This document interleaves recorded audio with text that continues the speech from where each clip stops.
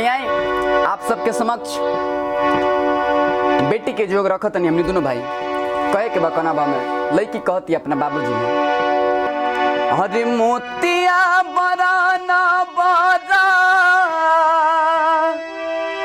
हरे खोजी हाजी पापा फुलवा गई सोना सुका वारजी कहे के बड़का बेटी आई तो मोतिया बराना बाजा खोजी हाजी पापा फुलवा गई सोना सुका वारजी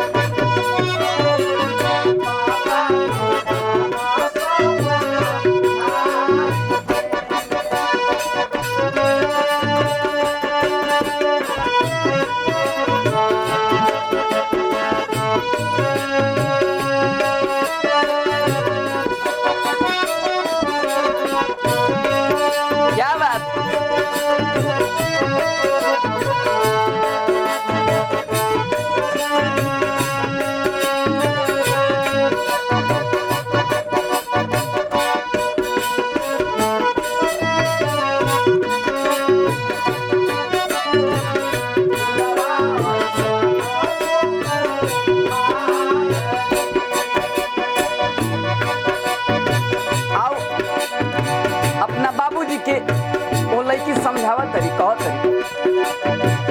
जेकरा घर आदि पापा धियावा कुमारी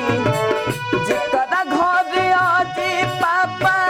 धियावा कुमारी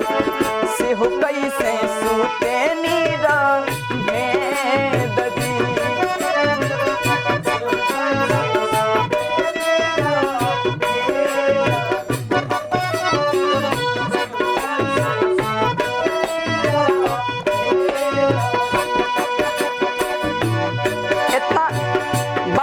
के बाद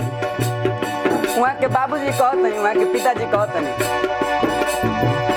चारों ओर आहो बेटे बात खोज गई चारों ओर आहो बेटे बात खोज गई अपन हो न मिलल सुंदर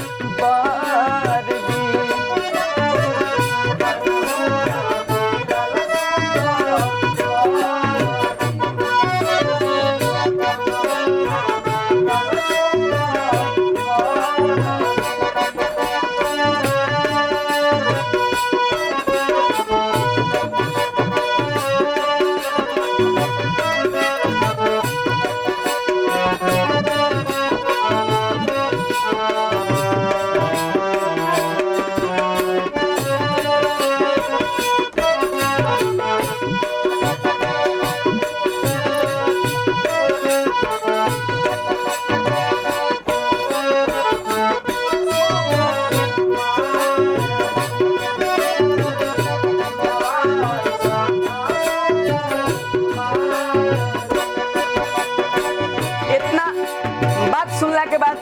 बेटी कहतरी फिर से अपना बाबूजी से चली जाई आदि पापा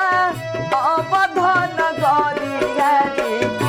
चली जाई आदि पापा अवधन गरी राजा दशरथ जी के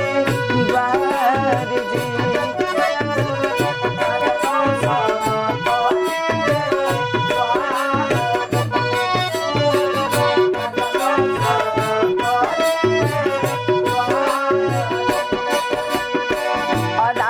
दशरथ जी के चारि गोला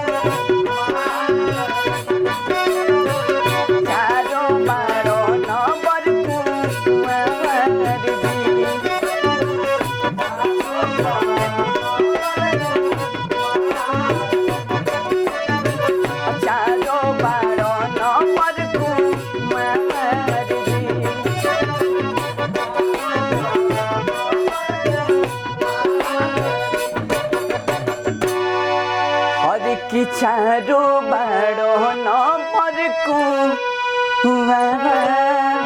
जी।